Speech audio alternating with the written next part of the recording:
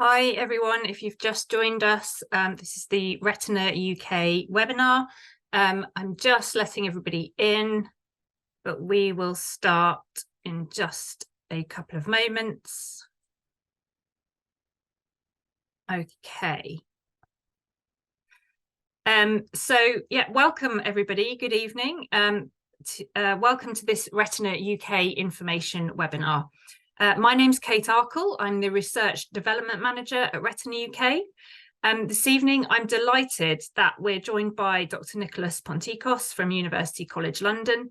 Nikolas is a bioinformatician. He is a computer scientist who uses computing power to analyse large amounts of biomedical data and pull out meaningful answers.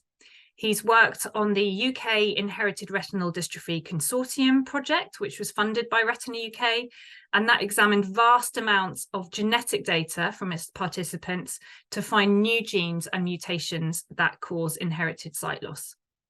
Nikolas is now leading his own projects, including Eye2Gene, which is using machine learning to move towards more rapid and efficient genetic diagnosis in inherited retinal conditions.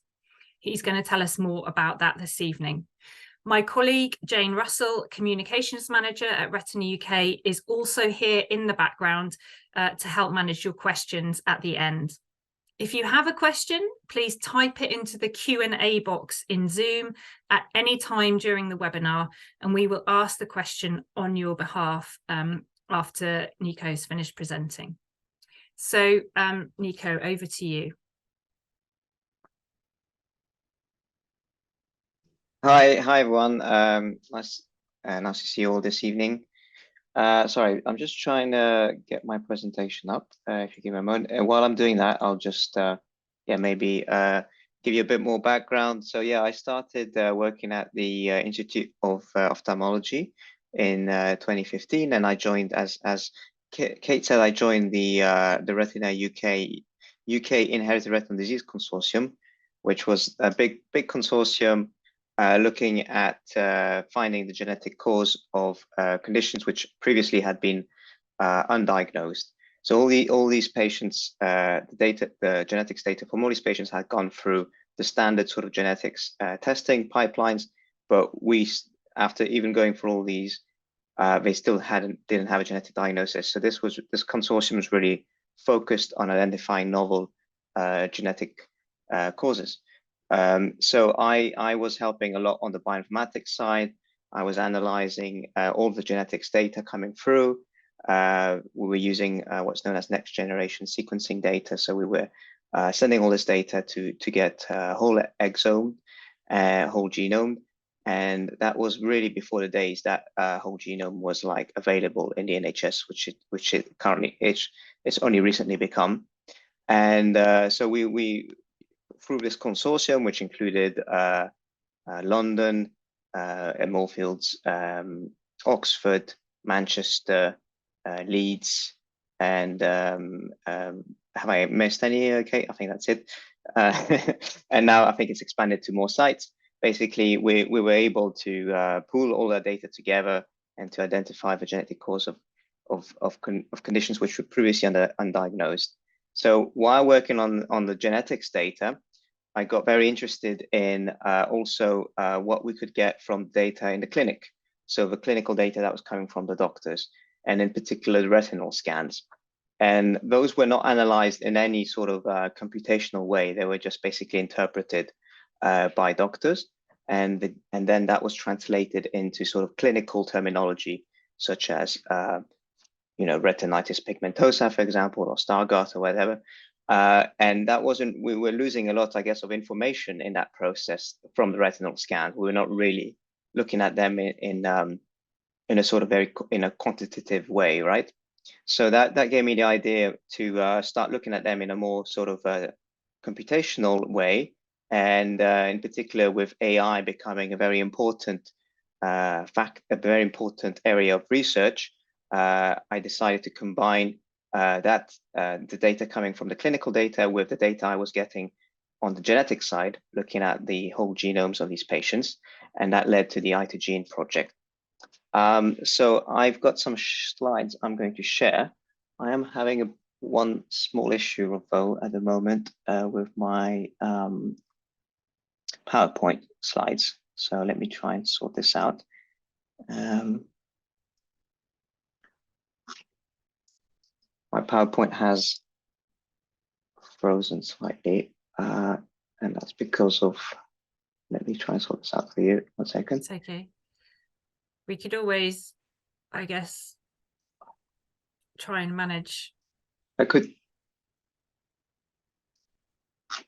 Yeah, sorry. Yeah, I could talk through through my worker voice. Sorry, 1 second.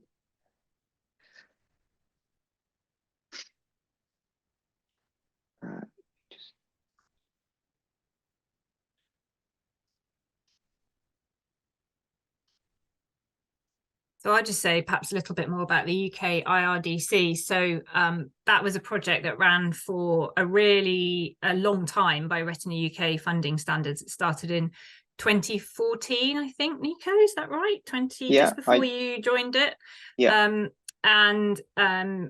It was so it was a really big project that we've put a lot of funding into, but we feel that that's really important because it, as Nico said, it combed through huge amounts of genetic data from its participants and has helped tease out new genes, new mutations that are now part of diagnostic testing. So it's really made a difference to some families who previously wouldn't have been able to get an answer to the underlying cause of their sight loss.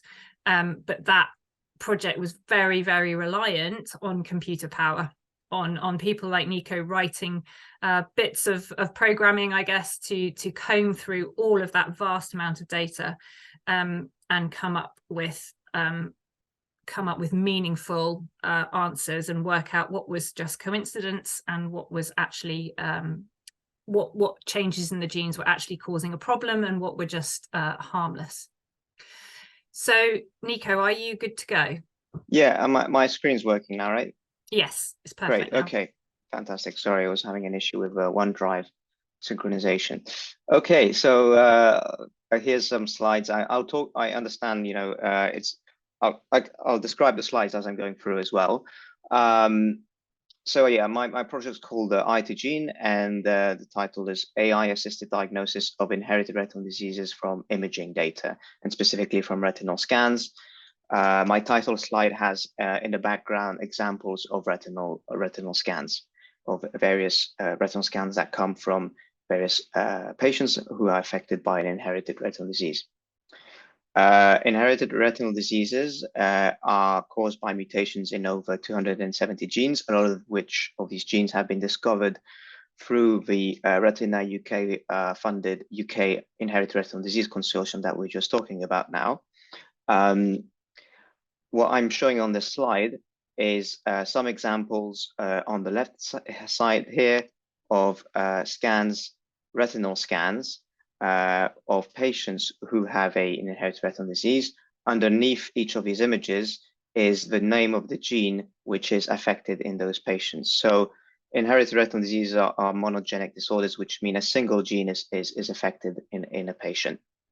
So this is an example, for example, of an ABCA4 affected patient, EFEM1, USH2A, which also known as Stargardt, also known as retinitis pigmentosa. ABCA4 is known as Stargardt, and CHM, which is choroideremia.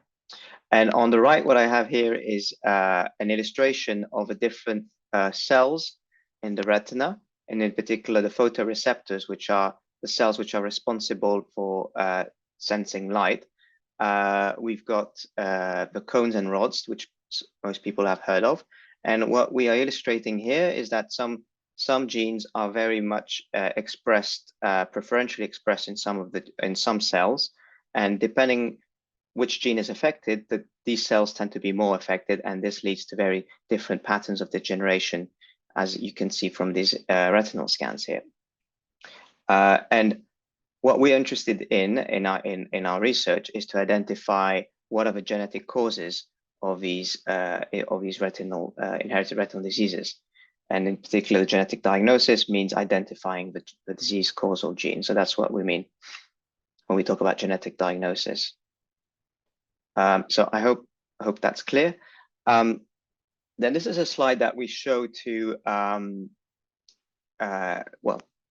Retina UK is convinced of funding this sort of research, but we show this to big funders like the NIHR, for example, to show them that actually inherited retinal diseases are something that is an area of research and of where the government should be funding more.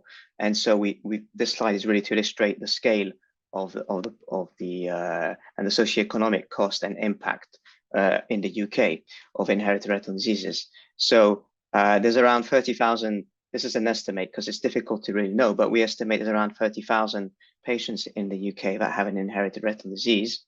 And what is known is that it is actually a leading cause of blindness in younger people, so in children and working age adults in the UK. It even surpasses conditions like diabetic retinopathy. And then because it's a lifelong condition, it has a huge socioeconomic cost to the UK. And this is obviously something that's it's a big number. It's 523 million. And that's pounds a year, and that's a very big cost. And obviously that is important to convince the UK government and the NIHR and funders that this is really a problem that they should be looking at and funding, right? Research into this. And then another big thing is that even though we're doing genetic diagnosis and thanks to funders like Retina UK, we are identifying the cause of more and more inherited retinal diseases and finding new genetic diagnosis. Still, even after all this, there's still around 40% of the patients which do not have a genetic diagnosis. And that's really partially maybe because there's new genes we haven't discovered yet, but it's also potentially because some patients which we may think have a genetic condition like an inherited retinal disease may have something different, and that's sometimes difficult to tell apart. So in any case, this is a quite significant number of patients which are undiagnosed.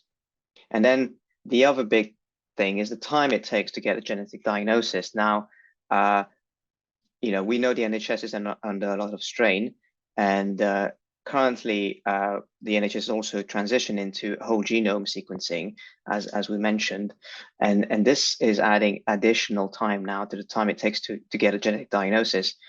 So there's at least some patients on average have on average, if you look at all the patients, it takes more than 5 years to get a genetic diagnosis. So these factors are really, really important, and we want to be able to address some of these issues. So before going into how we address these issues, I just wanted to emphasize what are the benefits of a timely genetic diagnosis.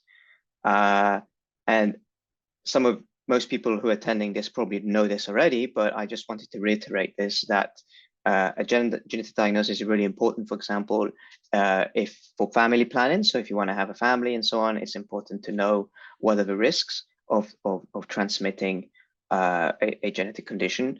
Also, it's helpful for psychological support to know exactly what is the condition and to be able to give it a name and understand, how it could be potentially treated in the future, either immediately if a treatment is available or in the future. And also, how is it likely to progress? Is it going to be a stable condition that is going to remain stationary and not going, and sight is going to stay the same, or is it going to get worse over time, and at what rate? Then another important thing to consider is that sometimes these conditions could just be symptomatic, and in most of the cases they're not, but in some rare cases they can be symptomatic of a syndrome, which might be affecting other organs like brain, heart, liver, bones, so on. And these are very rare cases, but it's still important to know if that's the case, because then you can actually be aware of this and make necessary preparations. Then, of course, we know that treatments being developed.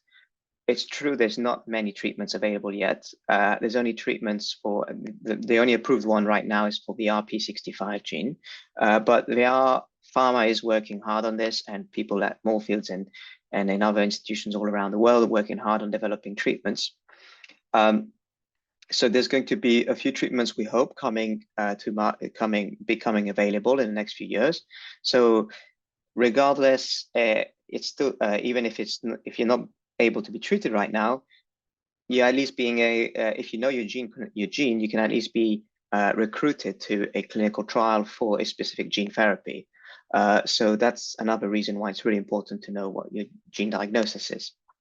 And then again, this is not maybe directly relevant to patients, but it's relevant to the healthcare system. That obviously, if the healthcare systems knows and can give a specific diagnosis to a patient, they can put patients on the right care pathway, and they're not going to go. It's also relevant to the patients in that they're not going to go through tests which are not necessary, for example. So these are some of the key reasons why it's really important to get a genetic diagnosis. So we've gone through the reasons. We've gone through kind of the scale of the problem of how many patients still don't have a genetic diagnosis in the UK. We've gone through why it's important to have a genetic diagnosis, and now we're going to try and see if we can what can we do to try and improve the rate of genetic diagnosis in the UK and accelerate it and make it more efficient. So this is the IT-Gene project I mentioned, and what it does is conceptually is quite simple to explain.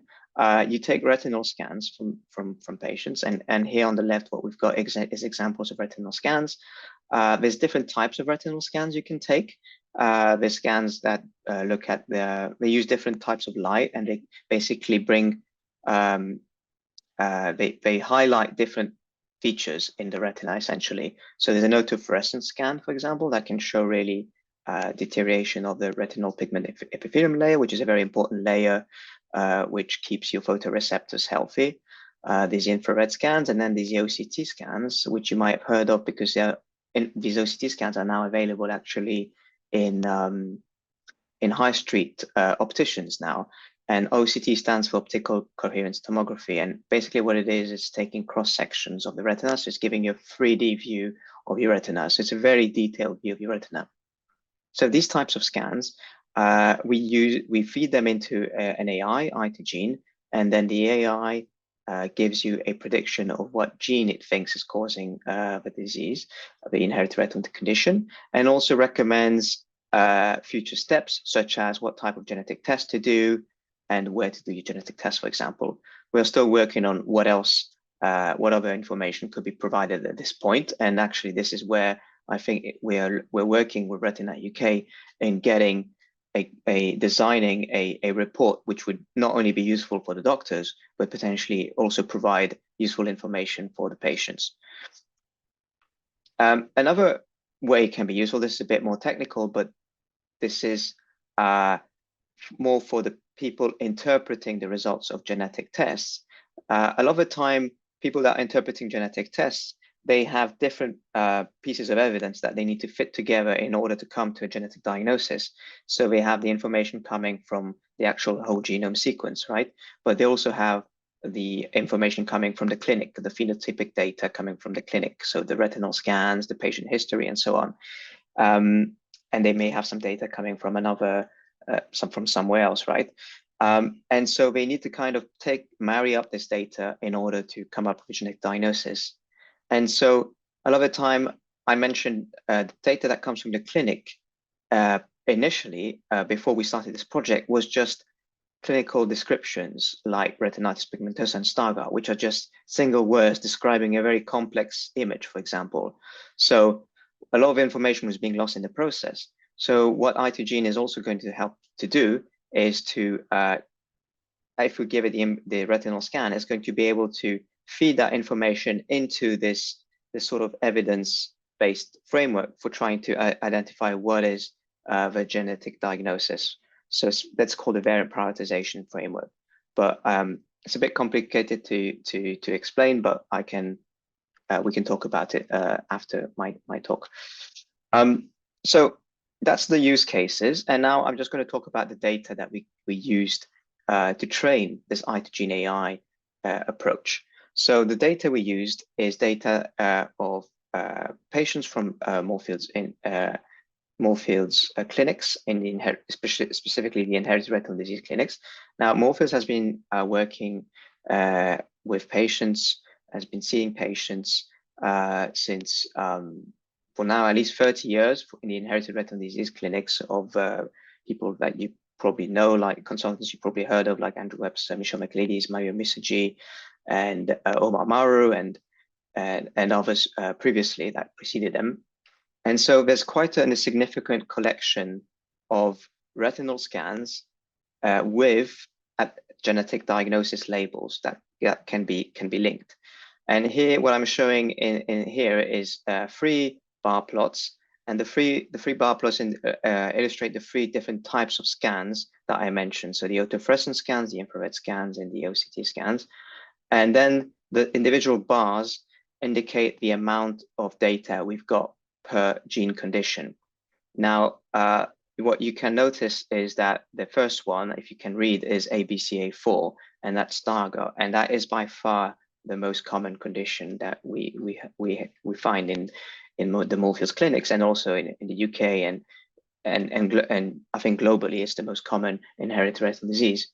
This has been followed by USH2A, which is Usher's type 2, then followed by RPGR, Best 1, and so on. And what is also noticeable is that it drops quite quickly. And so what we have, even though we have a quite large data set, and actually we have probably the largest data set of these type of retinal scans and genetic labels, it's still a challenging data set to work with, because for some genes, we just have very few examples, basically very few patients who have that gene. But in any case, overall, after putting all this data together, we have 36 genes, which is admittedly a smaller number than the total number of genes, but it does represent at least 80% of all the patients with inherited retinal disease. And that equates to around 2,000 inherited retinal disease patients and 44,000 images. Now, we use this data of images labeled with genes, and we use those to train a AI, as I said, the i2Gene AI. And what the i2Gene AI actually is convolutional neural networks. Now, convolutional neural networks are basically neural, as the name indicates, neural networks which are trained, and they kind of function like a brain in a sense that they are trained. They are shown examples of images with labels, and they are asked to predict, given an image, they're asked to predict the label. And if they get it right, then they are given a thumbs up, and that answer is reinforced. And if they get it wrong, that answer, the weights in the network, the parameters in the network are changed in a way so that that doesn't happen again. And so this happens over many, many iterations, and eventually it arrives at a certain level of accuracy, basically. And that's what we do. We train it over many, many examples. This slide has 3 different, again, this slide has 3 different networks, because there's 3 different types of images we're working on. And the important thing is that we're combining the results of these networks at the end so that we have a combined result using the different pieces of evidence and marrying them up to come with a combined result. And after doing this, we get a top line accuracy of 66%, which maybe doesn't seem like a lot, but it is quite a difficult problem. And it's much better than if, for example, the network was always to predict the most common gene like ABCA4, because that would be around 33%. So, and I'm going to illustrate that it's quite, for doctors even that have been doing this for many, many years, it's a very challenging problem. And the top 5 accuracy is significantly better, meaning that the correct gene is in the top 5, it's 85%. What's important when you do these AI models is that you validate them in other places, on other data sets that have not been seen at all before. So we went out and we did this.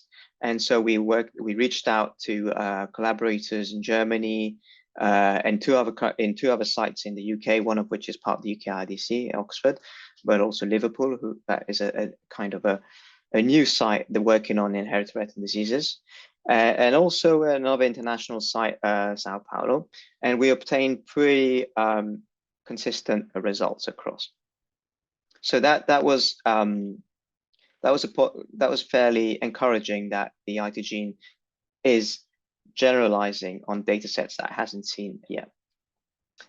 As I said, to contextualize the performance of IT gene, we also gave it to expert doctors, and we gave them a similar task. We gave them autofluorescence images, and we told them, can you pick out of these 36 genes which one might be the most likely gene condition?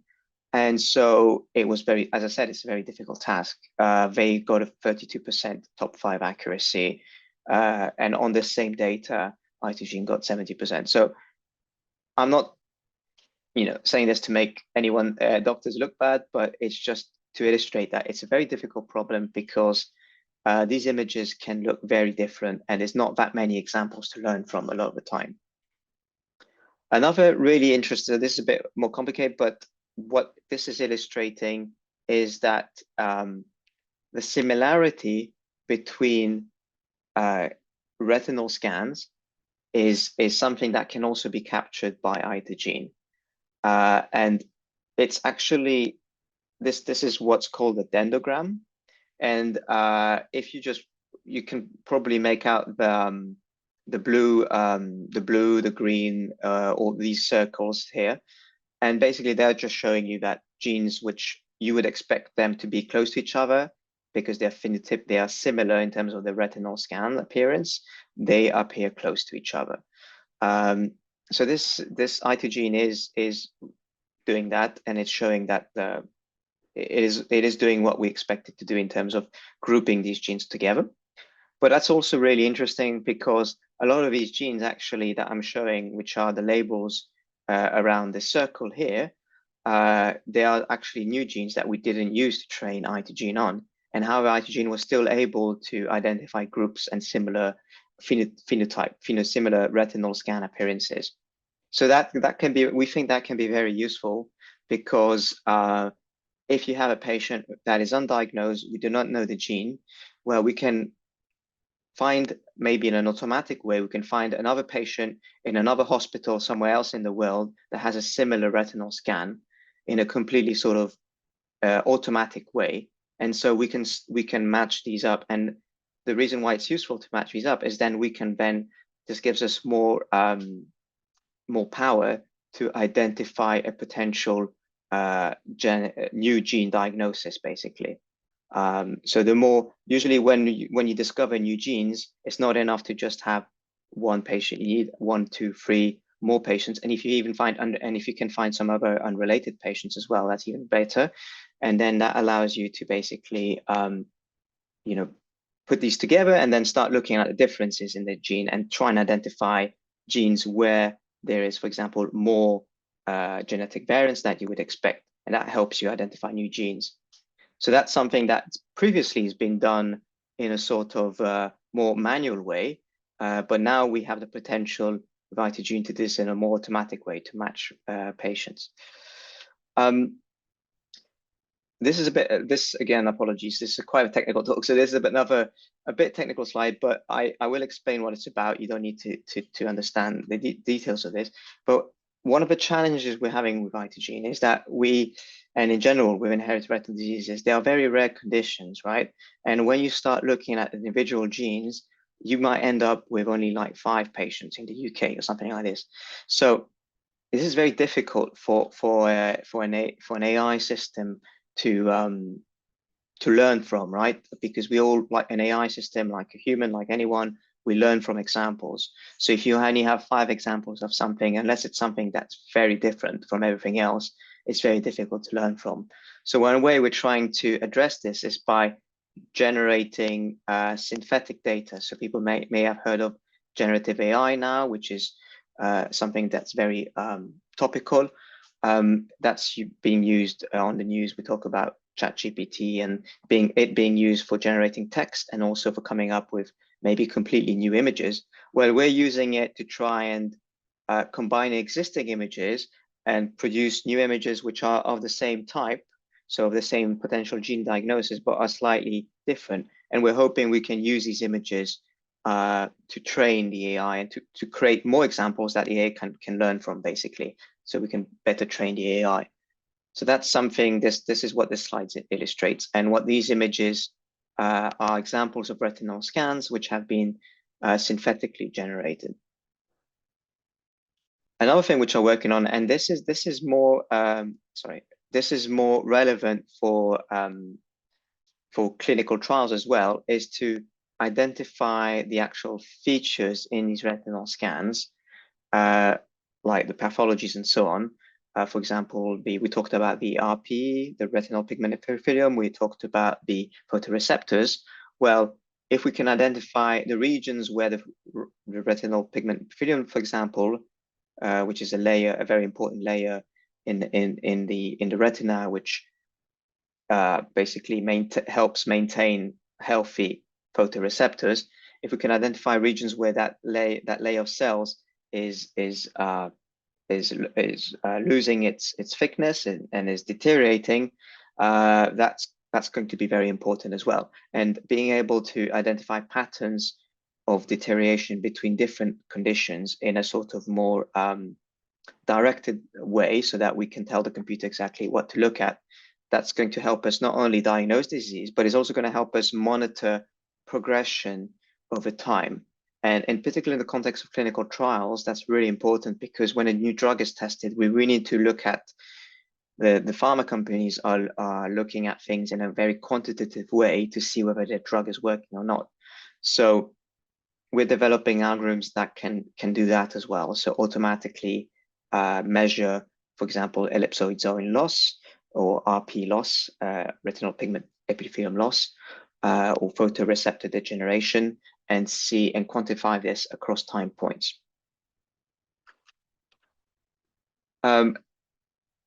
We are also, the AI to gene algorithm, we have deployed it online, and there is a website, this is purely a research tool at the moment. We are not buying, it should not be used by doctors, and we have made it password protected, but we are very interested in people trying it, in particular doctors, and giving us feedback on it. So we allow for uploading retinal scans, and then the algorithm, the AI runs and gives a prediction. And this is what this video is showing.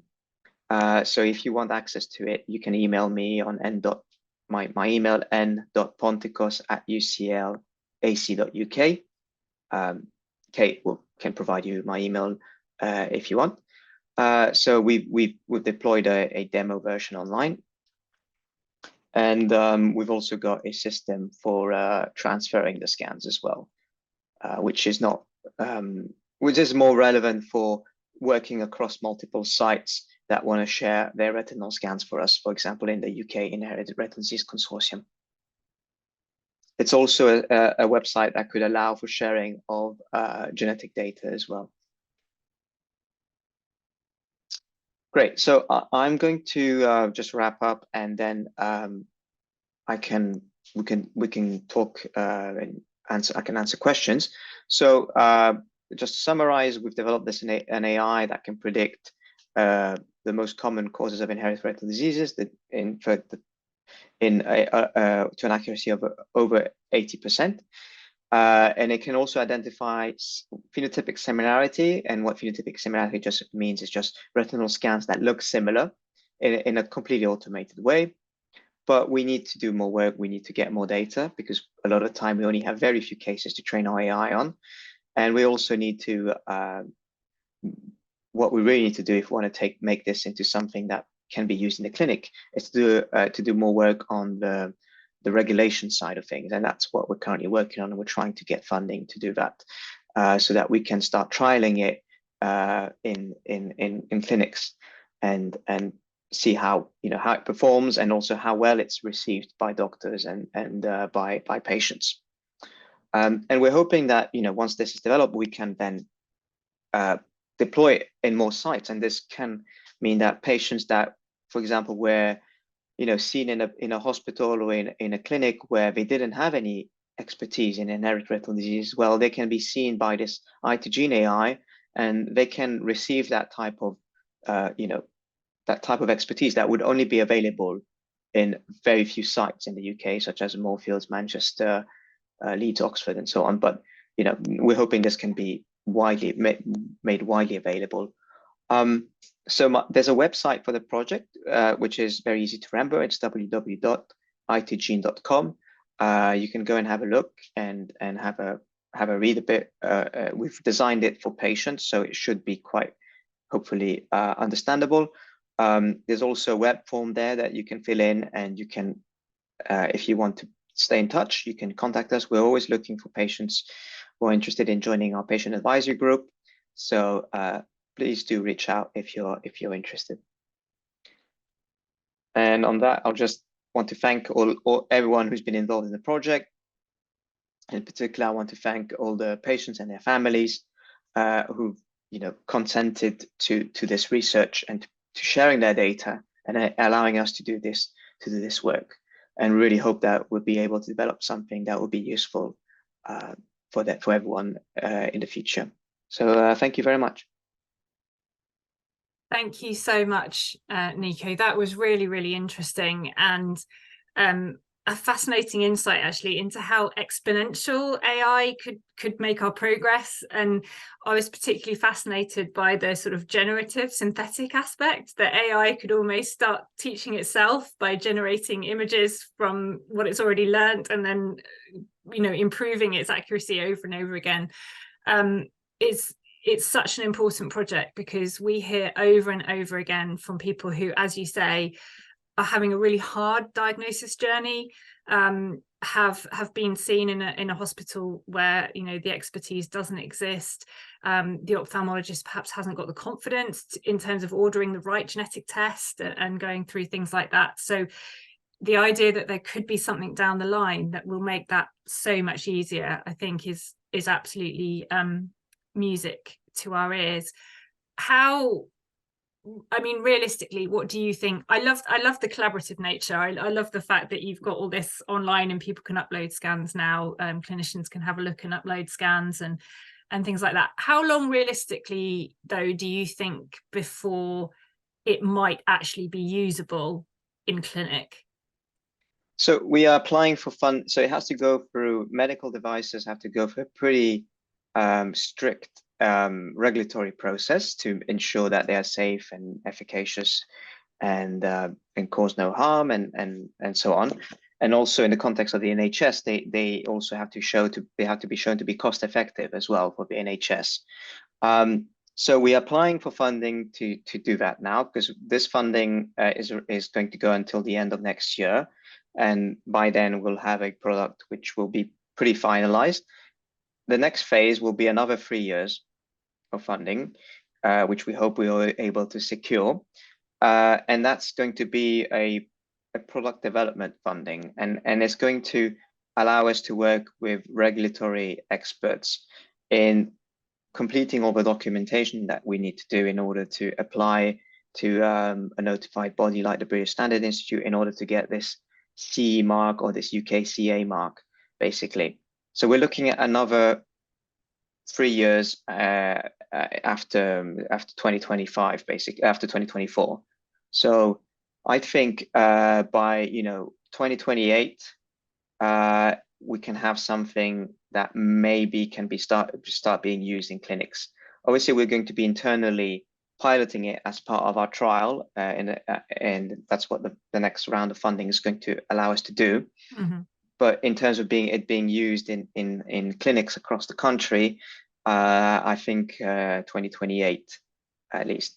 And that's, I was going to say, that's also in a way that's good because the gene therapies are being developed, right? So we're hoping that by the time ITGene is available, at least 1 or 2 more gene therapies will also be available. And so we are able to not only give patients help patients get their genetic diagnosis sooner, but it actually has a very concrete impact in that it will allow them to be able to get a therapy if it's available. So yeah, so that I hope that answers your question, Kate. Yeah, and I think it's also, we have to remember that even therapies that aren't gene specific are potentially going to be narrowed down to a subset of patients for whom they work particularly well. And this kind of AI actually could direct people into groups. You can see it sort of potentially working in synergy where, you know, the AI has identified somebody as belonging to a particular subset even of genes, and that being a non-gene specific treatment that perhaps works particularly well for that. I can see all sorts of potential. We have had some questions sent in advance, and we've got one in the Q&A box now. So I'll read those questions out to you. If anybody else thinks of any questions as we're going along, please do feel free to type them into the Q&A box and I will read them out. So I'm going to deal with the one in the Q&A box first, actually. You mentioned the difficulty for AI when using only a small number of retinal scans to train on. Is there any extra benefit from using scans from one family where there are several members who have RP, but the mutant gene has actually not been identified? That's an interesting question. So, so what would be the goal would be to be able to identify which patients may or may not have inherited the gene within a family. If that's the case, then yes, it would be helpful to give a sort of I guess the background, which would be like, okay, if you give the AI, I guess, more information, like all these retinal scans come from the same family, and the more information you can give the AI, the better, obviously. So if you can give it the mode of inheritance, for example, that's also helpful. If you give it the age of the patients and so on, that's also all helpful information. And I think also it's a good point if you can provide it also with information potentially that all these scans are actually from the same family, so they're likely to have the same gene diagnosis, even if it's a novel gene. I think that's probably what the question is about, isn't it? It's about like identifying a new gene diagnosis in a family that hasn't been identified before. Then that can also be helpful information, because what can happen is, depends on the condition, but if it's like different ages of onset, for example, within a family, some people may have a very early form of the condition, or some people may have a very late form of the condition. And so being able to capture that information would be quite useful. We haven't really worked on that sort of problem in a great detail. A lot of the time, the cases we do have some families, but we don't have a lot of big families. A lot of the time, from what I see is that the patients do not have a lot of known family members, and we cannot always get our hands on that data.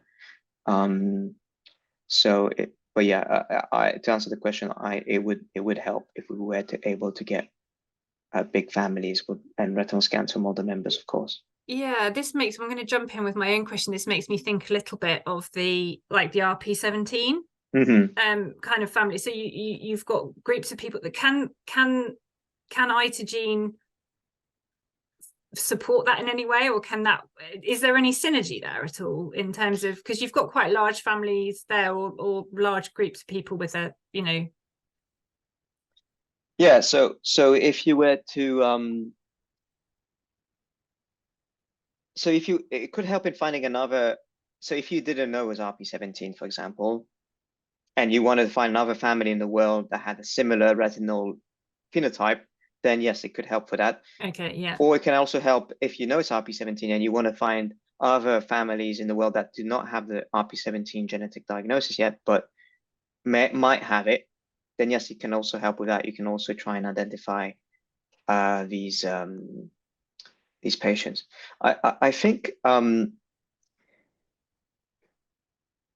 it's one thing, when you're training, it's always good to have to try and have diversity in your data when you're training an AI. It's like, if you were imagine you were learning what to differentiate cats and dogs. If you were shown the same type of cat, for example, it would be difficult for you to generalize and to be like, okay, there's different types of cats in the world than the one Yeah. I'm used to. So it's always good to try and have some diversity in the data. I'm it's a bit of a counterpoint, I guess, to having only data from one family, for example, if they all Yeah. end up being very, very similar. Yeah. But in any case, any data is better than not having any, than no data, obviously. But I think that's really interesting, a use case for what you described, for example, for identifying other potential RP17 families in the world where we have retinal scans, but we do not have their gene diagnosis, for example. Yeah. Okay. Thank you. Moving on to a couple that came in before. It's heartening to hear about the numerous research projects going on into finding treatments for sight loss. But do you think that researchers and industry are overlooking or not fully embracing AI?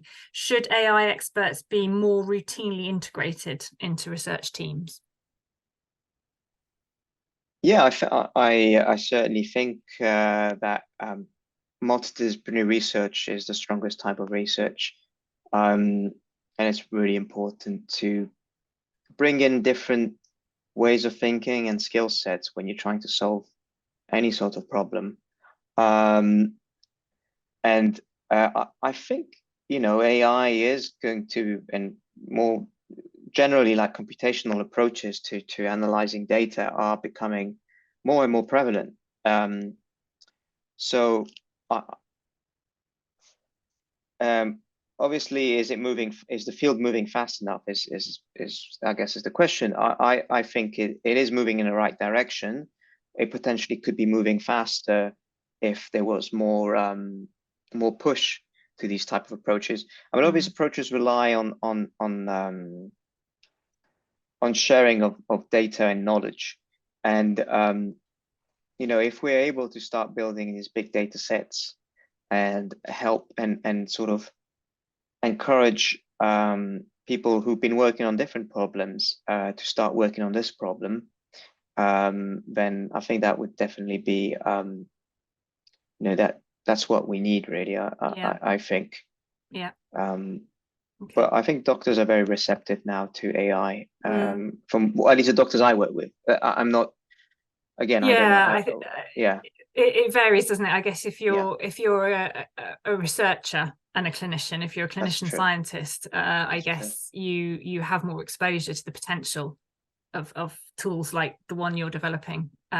Whereas some of these guys who are practicing more routinely may not see that so much. Another question, a bit different.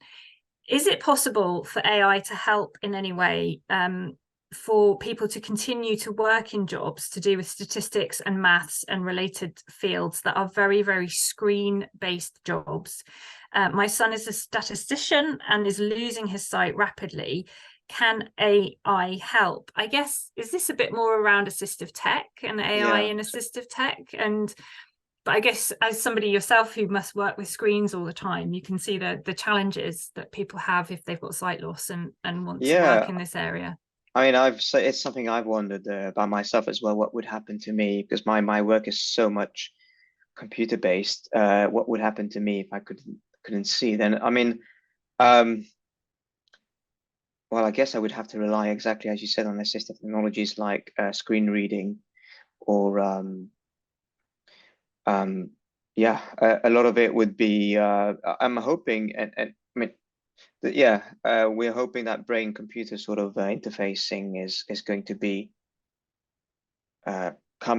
developing more and more, and that ideally, I mean, sometimes I come up with ideas when I'm walking or running in the park or something, and I would be like, oh, I'd love to be able to just that idea to just be recorded somehow and just transfer it to my computer so I can work on it. So I think anyway. So but seriously, I think that probably in the short term, assistive technologies like text screen reading is probably going to be the most useful thing, and being able to communicate with voice to your computer as well.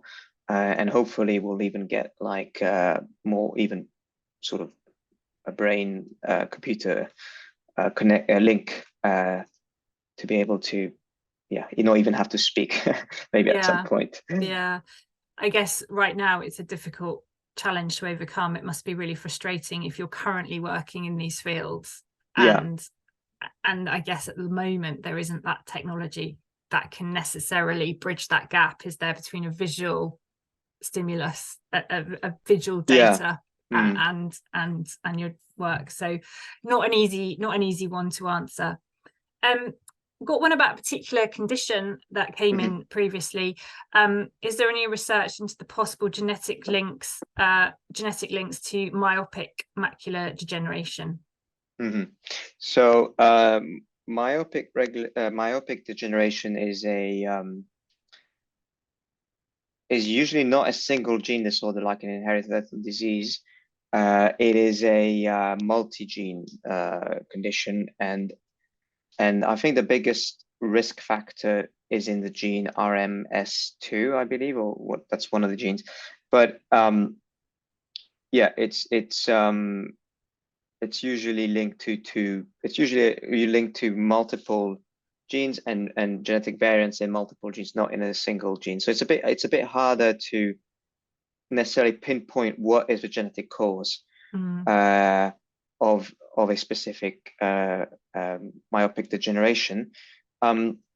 However, there's no reason why we couldn't, from retinal scans, identify, okay, it's this this is a myopic generation versus some different type of condition, for example. Okay. So we should be able to do that. We may not be able to necessarily pinpoint the actual gene from a retinal scan, because the link between the genetics and the appearance in the retina is maybe not as strong as it is with the inherited retinal disease, where you really have a one-to-one sort of link. So yeah. Okay. Yeah, that's a good explanation.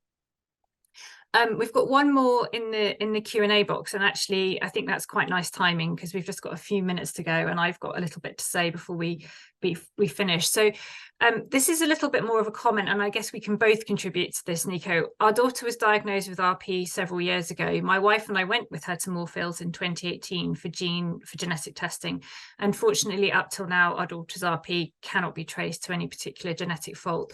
So as you said, Nico, at the beginning, there are, still a significant number of people, or a significant proportion of the community who can't get a definitive genetic diagnosis, because that gene hasn't been identified yet. It exists, but we don't know for sure that it's associated with this type of sight loss. We haven't got, are the genes that we're looking for now the really rare genes? They're the harder ones to find, right? Yeah, no, absolutely. So you're absolutely right, Kate, that it could very well be a new gene that hasn't been found yet, and they are harder. By definition, because we haven't found them yet, they are the harder ones to find. They're the rare ones. So absolutely, and it might be a case of, we think it's this one or it's this one, but we're not quite sure, and so we need to find another family in the world that might have a similar a similar condition, and then we have more evidence that actually we can narrow it down and say it's actually this gene. So that's what could be happening. Another thing is, it could be an inconclusive, it could be we're just waiting for the genetic result to come back as well, because of the NHS backlog. I imagine that's probably not the case here. By the way, I'm very happy if whoever wrote this can reach out to me, and I can put them in touch with whoever to see whether they can look into it into more detail.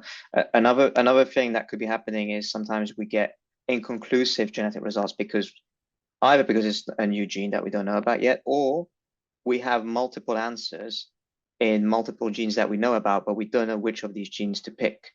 And that's what's known as, often we get those reports with these variants of unknown significance that are shorthand VUS. And so this is where maybe ITGene can help in saying, actually it looks more like this gene than this gene. And so that can help. I remember I explained, maybe not very well, but I tried to explain that when sometimes genetic diagnosis is just about combining multiple sources of evidence coming from the retinal scans, evidence coming from genetic tests, evidence coming from the patient's history of symptoms, for example, combine these and trying to come up with a coherent genetic diagnosis. So if we are able to, for example, use i2gene to help us, guide us in saying it's more likely to be this gene than this gene, if we've got these multiple genes, then that's something that can be useful. But sometimes it's just difficult with these variants of unknown significance, for example, to know really if there are variants that actually have any effect on the gene or not. And then you need to do experiments in the lab as well to be able to tell whether the mechanisms. The effect is. Yeah. And exactly. So that's also work that Retina UK has been funding, right, to do these mechanistic lab work to try and understand what is the actual effect of these variants. So thank you for that offer to reach out. As it is a Moorfields patient, that might be possible. So I'm going to wrap up. There's just a couple of minutes to go. A huge thank you, Nico, for joining us this evening. Such a great presentation. And thank you to all of you who have taken time out of your evening to join us as well. Retina UK holds a webinar during most months, and we'll soon be preparing our full programme for 2024. Keep an eye on our newsletters, keep an eye on our website and our social media for more information.